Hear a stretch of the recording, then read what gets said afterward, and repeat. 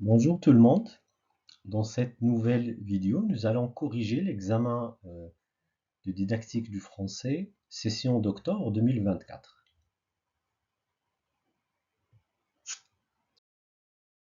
Première question, donc ça démarre à partir de la question 26. La transposition didactique est une chaîne composée de maillons liés les uns aux autres. Maillons, ça veut dire halaqat, liés les uns aux autres. Dans quelle proposition cette chaîne est-elle convenablement représentée? Donc nous avons là quatre choix A, B, C, D, en plus du cinquième qui, bien sûr, qui indique que aucun des choix précédents n'est correct. Donc la bonne réponse c'est A. Donc la chaîne de la transposition didactique convenablement représentée, c'est la chaîne A, savoir savant. À travers la transposition didactique externe, les concepteurs des programmes, les responsables, transforment ou transposent ce savoir savant en savoir à enseigner. Ça veut dire un savoir enseignable dans des programmes et des manuels de classe. Ensuite, le professeur ou l'enseignant se charge de transposer ou de transformer le savoir à enseigner en un savoir enseigné ou d'enseignement. Et ensuite, l'apprentissage effectif. Donc c'est la bonne réponse, c'est A. Voilà, on a déjà vu cette représentation de la transposition didactique. Question 27. Laquelle des propositions ci-dessous est appropriée à la définition du triangle didactique? Donc on a déjà aussi vu le triangle didactique. La bonne réponse c'est C. Le triangle didactique est une représentation schématisée des relations entre enseignants, élèves et savoir dans une situation à visée didactique. Donc on parle de triangle parce qu'il y a trois pôles, l'enseignant, l'élève, l'apprenant et le savoir. Donc ces trois éléments, bien sûr, rentrent dans une relation, ou bien sûr dans une situation à visée didactique. Voilà, c'est un schéma qui représente le triangle didactique. Question 28. Quelle est la proposition qui renvoie à la situation didactique? Réponse c'est D. Donc la situation didactique permet à l'élève de construire de nouveaux apprentissages. Question 29. Laquelle des propositions ci-dessous est une spécificité de l'oral? Donc la bonne réponse c'est A. Donc la concomitance, ça veut dire ce qui arrive de manière simultanée. Donc la concomitance entre la planification et l'émission du discours. Lorsqu'on parle du discours, ça veut dire des paroles prononcées.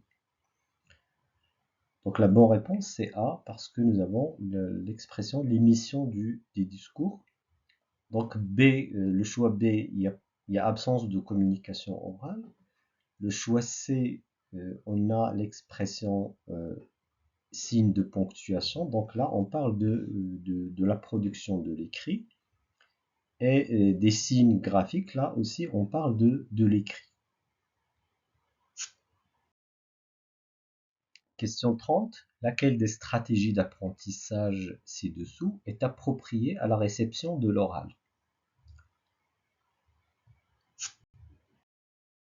La bonne réponse c'est B. Établir des liens entre les propos échangés.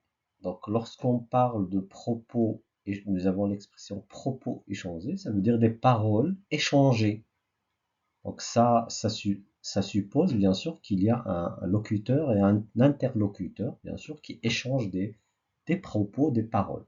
Donc on est là dans la réception de l'oral. Le choix A renvoie à la production de l'écrit, parce qu'il y a la ponctuation. Le choix C renvoie aussi à la production de l'écrit, parce qu'il y a rédigé un premier jet. Et D, ça renvoie à la production de l'oral parce qu'il y a formulation. Question 31. Une professeure demande aux élèves d'une classe de la 5e année de l'enseignement primaire d'identifier les moyens linguistiques servant à réaliser l'acte de langage, exprimer une obligation. Dans quelle proposition les moyens linguistiques indiqués conviennent-ils tous? Donc, il faut bien sûr s'assurer que toutes les propositions données conviennent tous à la réalisation de cet acte de langage. Réponse c'est E. Donc E, ça veut dire aucun des choix précédents n'est correct. Pourquoi? Parce que le choix A, il serait souhaitable. Là, on n'est pas dans l'obligation, mais dans le souhait. Il est interdit, on est dans l'interdiction. B, il serait bénéfique de, donc il serait bénéfique de, ça veut dire c'est souhaitable, donc c'est un souhait. Il serait intéressant aussi, c'est un souhait, ça me ferait plaisir de aussi. Il serait préférable de, donc on n'est pas dans l'obligation. D, il serait génial de, ce serait bien de, donc ce sont des, on va dire, ce sont des souhaits. 32, lors de l'évaluation diagnostique des prérequis, les prérequis, ça veut dire relatif à l'oral, un professeur demande aux élèves d'une classe de la 6e année de l'enseignement primaire d'identifier l'acte de langage auquel correspond l'énoncé suivant. Si j'étais à ta place, je prendrais le TGV. Donc la question, parmi les réponses données par les élèves, indiquez ci-dessous, quelle est celle qui convient à la question de ce professeur. La bonne réponse c'est C, c'est exprimer un conseil. Donc quand je dis si j'étais à ta place, je prendrais le TGV, il y a un conseil, il n'y a pas d'obligation, ni d'ordre, ni d'interdiction. Question 33. Lors d'une activité orale, un professeur demande aux élèves de produire des énoncés pour exprimer un souhait. Parmi les énoncés ci-dessous, produits par des élèves, quel est celui qui convient à la consigne ordonnée par ce professeur? Donc on va dire que la bonne réponse c'est B. Nous aimerions visiter le zoo de Rabat. Pourquoi? Parce que il y a l'emploi du conditionnel présent, du verbe aimer bien sûr.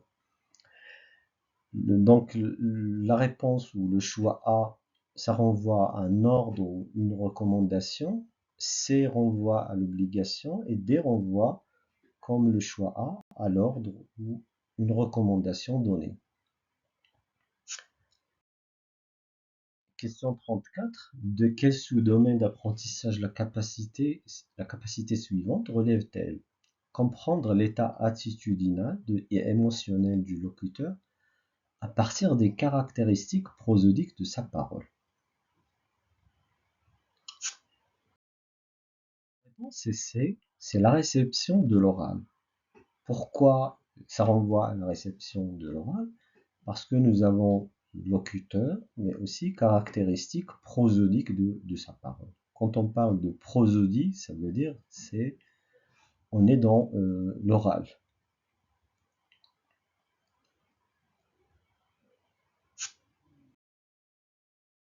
Question 35. Lors de la mise en œuvre d'une activité orale, un professeur pose des questions aux élèves d'une classe de la 5e année de l'enseignement primaire pour les amener à identifier dans le corpus proposé les moyens linguistiques servant à réaliser l'acte de langage conseillé. Quelle est l'étape méthodologique qui succède? Succède, ça veut dire qui vient après, à l'identification par les élèves des moyens linguistiques demandés par le prof.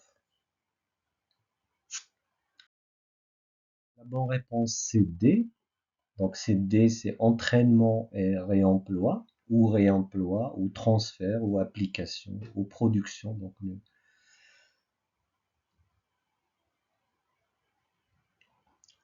Donc nous avons la réalisation de la tâche, l'identification par les élèves des moyens linguistiques. La réalisation de la tâche, l'identification par les élèves des moyens linguistiques servant à réaliser l'acte de langage conseillé correspond à l'étape méthodologique B. Donc ça correspond à la réception et la compréhension. Donc réception, compréhension, ou parfois on peut trouver le terme conceptualisation. Donc cette étape-là, cette étape B, sera suivie de D. D, ça veut dire entraînement, réemploi, application et transfert.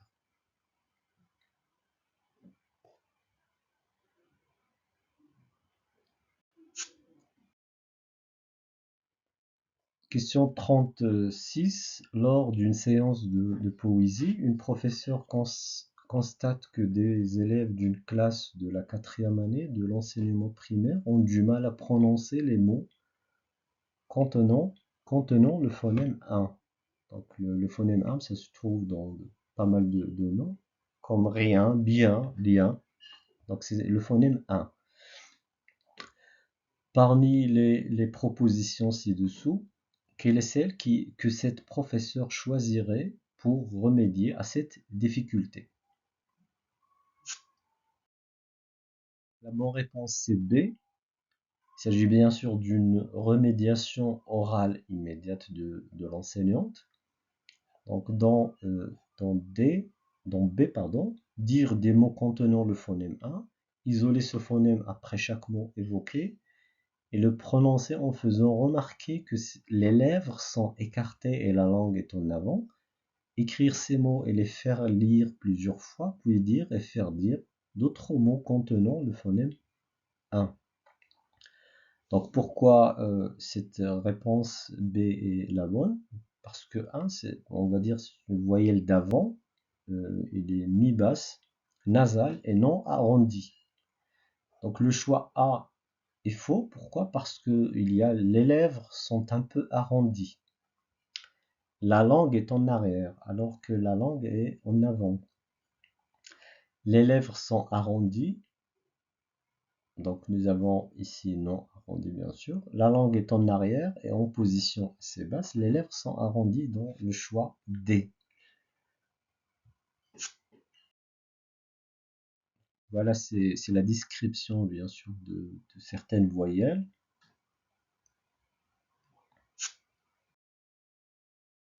Question 37. Laquelle des stratégies d'apprentissage ci-dessous est appropriée à la compréhension de l'écrit?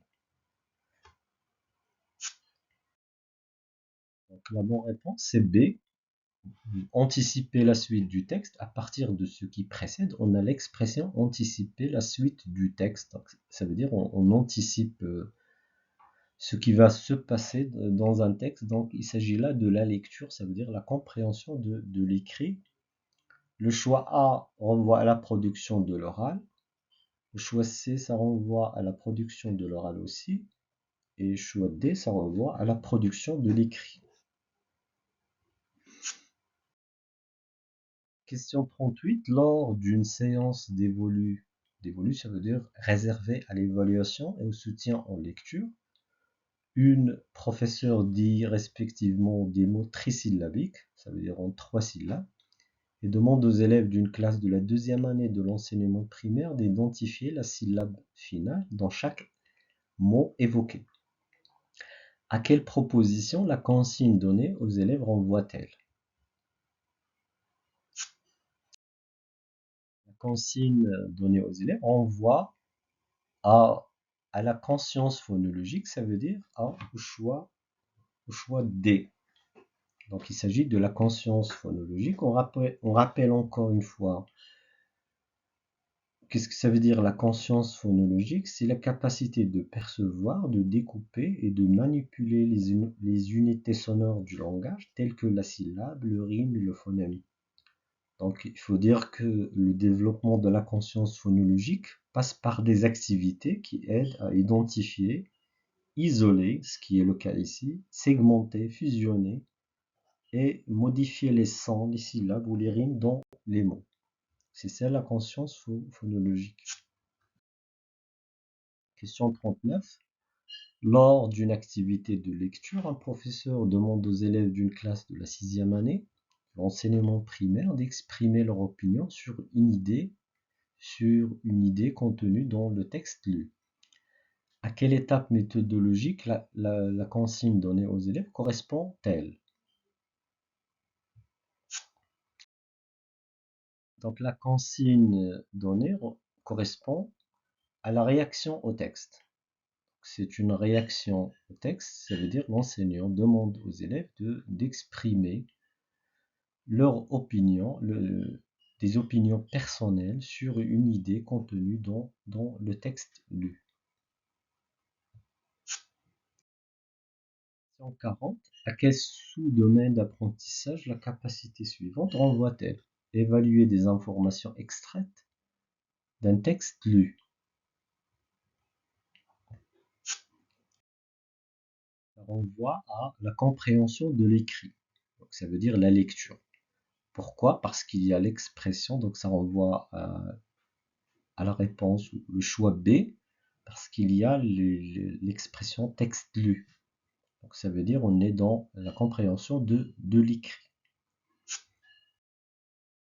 41. Lors d'une activité de lecture, un professeur propose aux élèves d'une classe de la deuxième année de l'enseignement primaire l'exercice suivant. Entoure le mot quand tu vois Y. Donc, quand tu vois Y, tu entoures le mot. Donc, là, le professeur a bien sûr listé plusieurs mots. La question, parmi les objectifs ci-dessous, quel est celui auquel correspond cet exercice? L'exercice correspond bien sûr à identifier le graphème Y dans des mots usuels donnés, ce qui est le cas bien sûr dans la consigne donnée. Donc identifier le graphème Y. Pourquoi? Parce que il aura demandé d'entourer le mot quand tu vois Y. Quand vous voyez ou quand tu vois Y. Question 42. Lors de la mise en œuvre d'une activité de lecture dont l'objectif est lire un texte narratif, un professeur demande aux élèves d'une classe de la 5e année de l'enseignement primaire de lire le texte et d'identifier les personnages et les actions qui y sont cités. Donc on demande aux élèves d'identifier les personnages et les actions qui sont bien sûr cités dans l'extrait, dans le texte narratif. À quel objectif d'apprentissage la tâche demandée aux élèves correspond-elle? La tâche demandée correspond à prélever des informations explicites. Voilà, des informations explicites, ça veut dire qu'ils vont relever des informations, bien sûr, qui figurent sur le texte, les personnages, les actions, etc. Question 43. Lors de la mise en œuvre d'une activité de lecture, un professeur invite les élèves d'une classe de la 3e année de l'enseignement primaire à identifier dans les mots écrits au tableau les graphèmes qui correspondent au phonème A. À quelle proposition la consigne donnée aux élèves correspond-elle? La consigne donnée correspond à la discrimination des graphèmes qui correspondent au phonème A. Donc discrimination, ça veut dire la distinction des graphèmes qui correspondent au phonème A.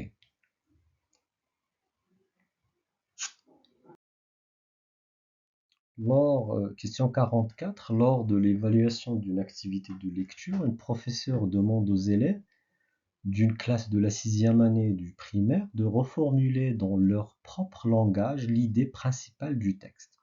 Donc le professeur a demandé aux élèves de reformuler avec leur propre langage, avec leurs propres mots, l'idée principale du texte. La question, quelle habilité cette professeur envisage-t-elle d'évaluer? Est-ce qu'il envisage d'évaluer la connaissance, l'application, l'analyse, la synthèse? Là, on est devant, bien sûr, les paliers ou les niveaux, ou bien sûr de la taxonomie de Bloom.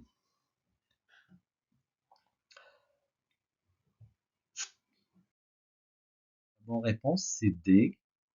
Donc la bonne réponse, c'est D. Il s'agit bien sûr de d'évaluer la synthèse. Donc, on va dire que cela relève de la capacité de synthèse, car il est question de résumer et reformuler l'idée essentielle dans son propre langage, dans ses propres mots, en un mot ou une expression courte. Donc, le choix A correspond à la connaissance. Qu'est-ce que ça veut dire la connaissance? Chez Bloom, c'est mémoriser, se souvenir d'un fait, ce qui n'est pas le cas ici. B, c'est l'application. L'application, il ne s'agit pas ici d'appliquer des informations reçues ou apprises. L'analyse non plus. Choix C, il ne s'agit pas de l'analyse parce que l'analyse, ça consiste à détailler, découper en parties. Là, au contraire, on essaie de condenser, de synthétiser une idée.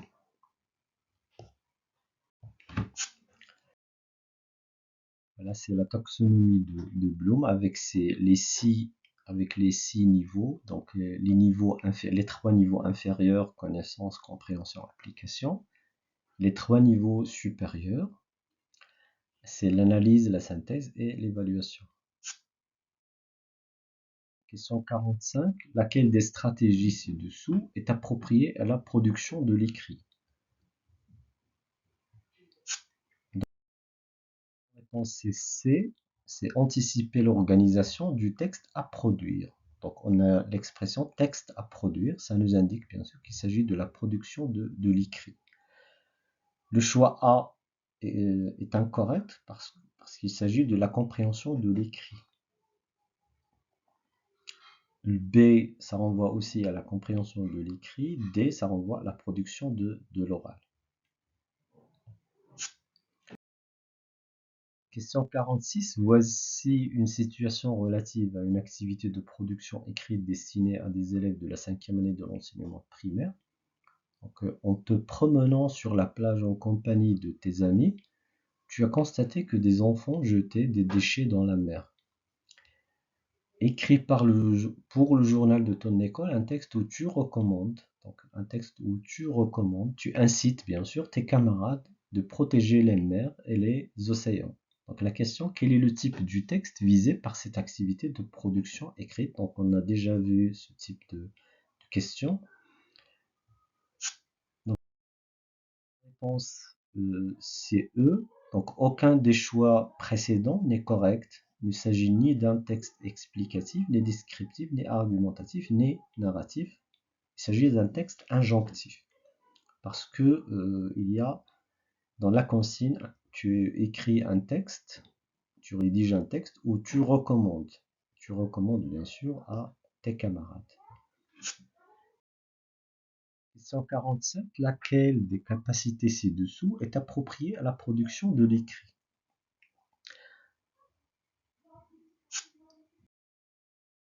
La bonne réponse c'est E, donc ça veut dire aucun des choix précédents n'est correct. Pourquoi? Parce que le A ça renvoie à la réception de l'oral, B ça renvoie à la production de l'oral, C ça renvoie à la compréhension de l'écrit et D ça renvoie à la production de l'oral. Question 48. Lors de la mise en œuvre d'une activité de copie, une professeure invite les élèves d'une classe de la 2e année de l'enseignement primaire à s'entraîner à recopier la phrase proposée pour cette activité. Quelle est l'étape méthodologique qui succède, ça veut dire qui vient après, qui succède à la réalisation de la tâche demandée aux élèves? Donc la réalisation de la tâche demandée aux élèves, qui est l'entraînement des élèves à recopier la phrase proposée pour cette activité de copie, ça correspond à l'étape méthodologique D. Ça veut dire qui est production, réalisation, entraînement et un peu moins application. Donc tous ces termes permettent bien sûr d'exprimer cette étape-là. Donc cette étape sera suivie de C. C, ça veut dire évaluation, correction. Donc la bonne réponse c'est C, c'est évaluation et correction. Donc l'ordre des étapes méthodologiques de l'activité de copie, on peut proposer cet ordre-là. Donc le B, donc l'étape B sera suivie de D, de C et de A.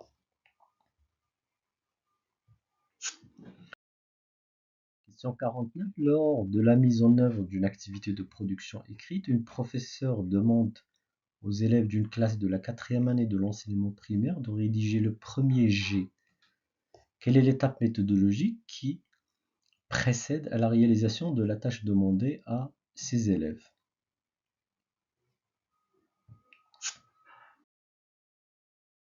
Donc, on va expliquer la situation. Donc, la réalisation de la tâche demandée par la professeure, consiste à rédiger le premier G. Donc, le premier G d'une production écrite. Cela correspond à l'étape méthodologique. On va l'appeler l'écriture du premier G. Donc, cette étape est précédée de D. Donc, bien sûr, elle est précédée. Ça veut dire donc cette étape D vient avant bien sûr l'étape dont il est question de l'écriture du premier G. Donc la bonne réponse c'est D, c'est la découverte de la situation d'écriture. Donc l'ordre des étapes méthodologiques de l'activité de production écrite, donc c'est une simple proposition à une séance de production écrite en 5e ou en 6e année de primaire. Donc la découverte de la situation d'écriture qui correspond à D. Ensuite l'écriture du premier G qui correspond à la tâche demandée par la professeure. Ensuite relecture et correction du premier G correspond à A. Ensuite l'écriture du deuxième G qui correspond à B. Et correction de ce deuxième G, C. Et enfin l'affinement du travail. Question 50. Une professeure procédera à la correction de textes écrits par des élèves de la 6e année de l'enseignement primaire lors d'une activité de production écrite. La situation d'écriture proposée pour cette activité s'articule autour de la description d'un lieu artistique. La situation dont il est question de produire un texte, c'est d'écrire un lieu artistique. Donc on est devant la description. Donc, lors de la réalisation de cette tâche de correction, la professeure constate que des élèves ont écrit des textes à visée informative. Donc, les élèves ont écrit des textes non pas descriptifs, mais informatifs sur des lieux qui ne sont pas artistiques. Donc, les élèves n'ont pas bien assimilé la consigne. Donc, la question, quel choix cette professeure adopterait-elle pour planifier des activités de soutien et de remédiation approprié aux difficultés identifiées. Donc, il a identifié des difficultés chez les élèves. Donc, quelle activité de soutien et de remédiation il va proposer?